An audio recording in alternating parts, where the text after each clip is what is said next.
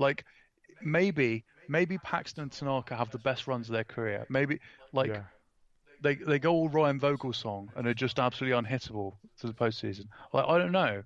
But if that happens, that won't be because Brian Cashman yeah, knew that was going to happen. yeah. We're talking about this, weren't we? If that is like an obvious one of the if their rotation has a meltdown in the division series and they go out in the division series, it's just on him, isn't it? Really, It should it be. was like it's an obvious move. Everyone was And the pointing out that they needed a starter. same They goes decided for not to get Boston's one. bullpen. The same goes for Boston's bullpen. But he also, he traded for Sale and Yeah, Eovaldi, who won in the World Series last year. So yeah, it's hard to argue with that. and they don't have that much to give away, to be honest. Other than I think I read somewhere a quote from someone in the Red Sox front office or something that basically because they don't have much of a farm. I think the quote was saying like would have to do something stupid, like basically everyone's asking for Devers, who's now hitting ridiculously well. And But it's just they could have still made the deals that the Nats yeah, made though, I guess so. Or and they didn't do that. like the Giants just trading away some of their lesser relievers. Could have Yeah, taken some of those. yeah, they could have made a deal for Drew Pomeranz and Ray Black. Like Yeah, it's it's difficult because we were saying earlier about is that people aren't just making like deals for the sake of it or stupid deals. But in these instances where both of those teams that are definitely in a win now for yeah, like, although I don't really like that phrase that much, um, that they didn't try to do anything really. That's what will be frustrating, like you said with them, and the same with the Red Sox. If the Red Sox get to the postseason and their bullpen blows a couple of leads and they get knocked out, yeah. and it's like, well, They it they would have been basically they basically only wanted to get someone if it was like someone that's having a really good year, and they don't want to give up any good prospects for it. Was basically their attitude. It felt like, whereas everyone that else sort of that's moved a not bit that's not going to of get it like, done. okay, if we cut not getting that guy for that, they either made the decision of okay, we'll up the prospects we're offering a little bit, or we'll go and get these other guys that Yeah, have not been quite as good but are cheaper. And it's like they didn't do either. They just were like, okay, if we can't have that guy, we just not do anything. because Which I think is maybe slightly arrogant, and I guess partly maybe with the Yankees record and stuff, particularly it's like, oh well, our team's just better than everyone else. Like if we're not getting another one of the best players in baseball, they can't help our team. But maybe but I like their their starting pitching isn't that good, is it? it's a It's weird not been one. that So good. I So would put like Tanner Roark as the one of the easiest ones for them to do because he was a renter. He wasn't going to be massively expensive. Um, because it's the yeah, sort of deal that like maybe that the fans still complain about that because he's not a big name. It's not Stroman. It's not Bumgarner. Um, and yeah, maybe he.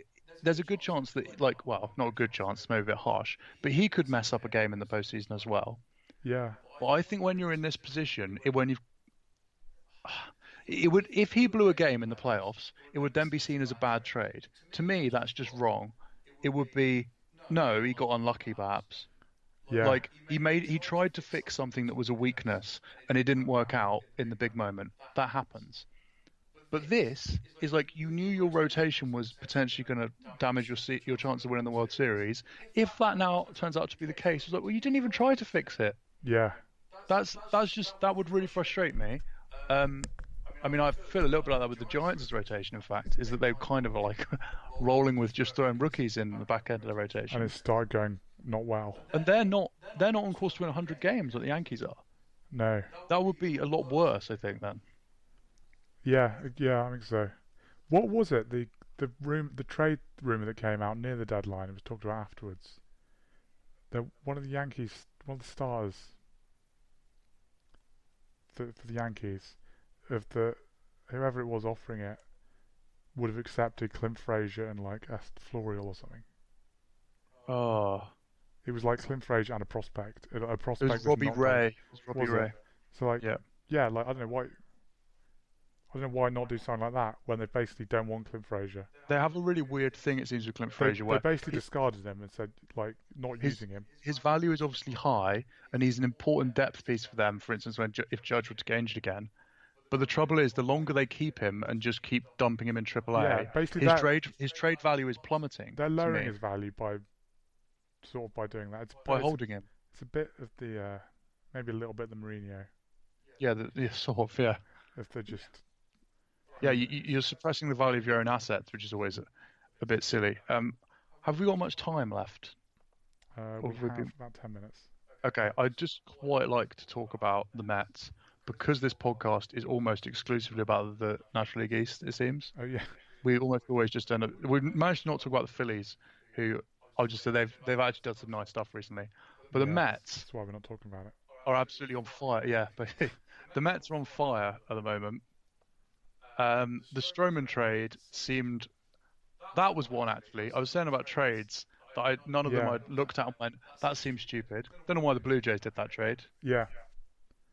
Well, I don't know what they thought. Why didn't they think they'd get more than that? I don't know. I mean, I suppose compared to some of the other trades that happened, I suppose they got a little bit. But yeah, basically, I thought it was a sensible trade at the time, and then when I didn't trade Wheeler, I was like, well, that's a bit silly. Because I thought, oh yeah, Stroman's a good trade for next year. But I didn't really realise until like the other day of just how good their record is. Like in July, I mean, like the Giants have been doing it. The Giants have been going on that run, and obviously we're like, oh yeah, the Giants are gonna make a push, but the Mets were like 4 games behind the Giants. And like, so what are they doing? Thinking they can do it? They're going to overtake the Giants pretty soon. But they're actually on it. Their pitchers are now all really good. Basically, their rotation's really good, and their bullpen's been really good. Their rotation is now the best in baseball. They don't have a front three quite as good as Verlander, Cole, Greinke. Yeah. But the DeGrom, Syndergaard, Stroman, Matz, Wheeler. Yeah. I mean, there's a fair bit of inconsistency in there, but Christ, like that's the sort of, because all of them have that 7 starts, have given up 1 earned run each in that run. They just all have that. They're going to win you games. Yeah.